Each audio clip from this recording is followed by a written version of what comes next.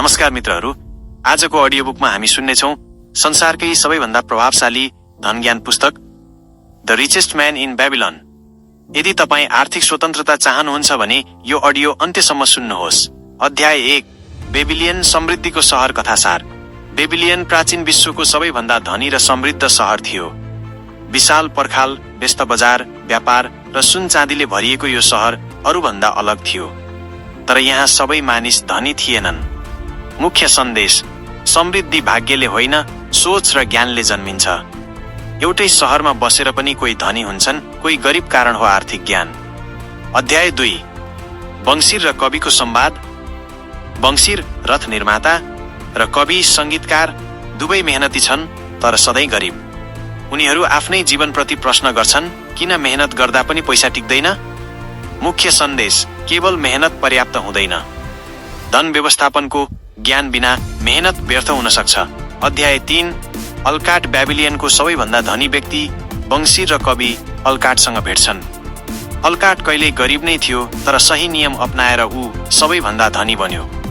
मुख्य सन्देश: धनी मानिस जन्मिँदैन, धनी बन्न सिक्छ। अध्याय 4, अल्काटको कहानी।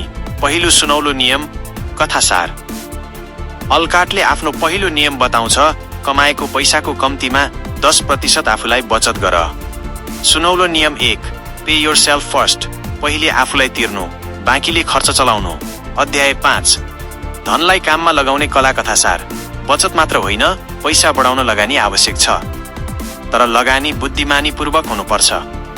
सुनौलो नियम 2, धनलाई बुद्धिमानीसँग काममा लगाऊ, जोखिम नबुझी।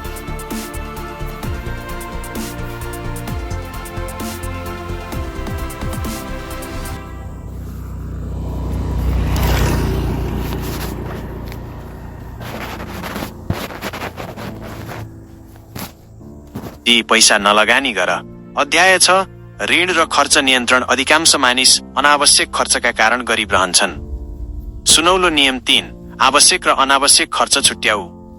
इच्छा सबै आवश्यकता हुँदैनन्। अध्याय 7, धनको सुरक्षा।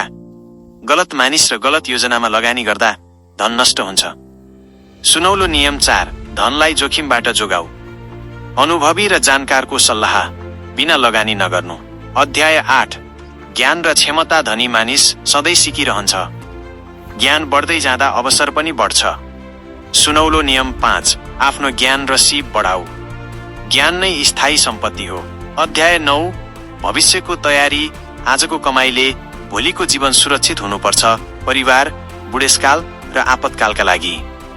सुनौलो नियम 6, भविष्य सुरक्षित गर। धनको सही उपयोग नै साँचो समृद्धि हो। सम्पूर्ण किताबको निष्कर्ष द रिचेस्ट म्यान इन बेबिलोनले हामीलाई सिकाउँछ: 1, आफूलाई पहिले तिर्नु। 2, खर्च नियन्त्रण गर्नु। 3, पैसा बढ्ने ठाउँमा लगानी गर्नु। 4, जोखिमबाट बच्नु। 5, ज्ञान निरन्तर बढाउनु। 6, भविष्य सुरक्षित गर्नु। यी नियम पालना गर्ने जो कोही आफ्नै जीवनको अल्काट बन्न सक्छ। यसरी हजारौं वर्ष पुरानो बेबिलियन सहरबाट जन्मिएको धन र जीवनको अमूल्य ज्ञान आज हामीसम्म आइपुगेको छ। अल्काटको कथा केवल धन कमाउने कथा होइन, यो सोच बदल्ने कथा हो। उसले हामीलाई सिकायो, धनी बन्न पहिले अनुशासन सिक्नुपर्छ, धैर्य राख्नुपर्छ र भविष्यलाई आजै सम्मान गर्नुपर्छ। धन कुनै जादु होइन, यो सही बानीहरूको परिणाम हो। आज बचत गरिएको सानो रकम भोलि ठूलो सुरक्षामा बदलिन सक्छ। यदि तपाईले यस अडियो बुकबाट एउटा मात्र कुरा पनि आफ्नो जीवनमा लागू गर्नुभयो भने त्यही नै तपाईको समृद्धिको पहिलो कदम हुनेछ। याद राख्नुहोस्, भाग्यलाई दोष दिनु सजिलो हुन्छ, तर ज्ञान खोज्नु नै साँचो साहस हो। आजबाट आफूलाई पहिले तिर्नुहोस्, खर्चमा अनुशासन ल्याउनुहोस् र आफ्नो भविष्यलाई सुरक्षित गर्नुहोस्, किनकि तपाई पनि आफ्नै जीवनको the richest man in Babylon बन्न सक्नुहुन्छ। यदि तपाईलाई यो अडियो बुक उपयोगी लाग्यो भने लाइक, शेयर र सब्स्क्राइब गर्न नबिर्सनुहोला। यस्तै प्रेरणादायी अडियो बुकहरूका लागि हाम्रो च्यानलसँग जोडिरहनुहोस्। धन्यवाद।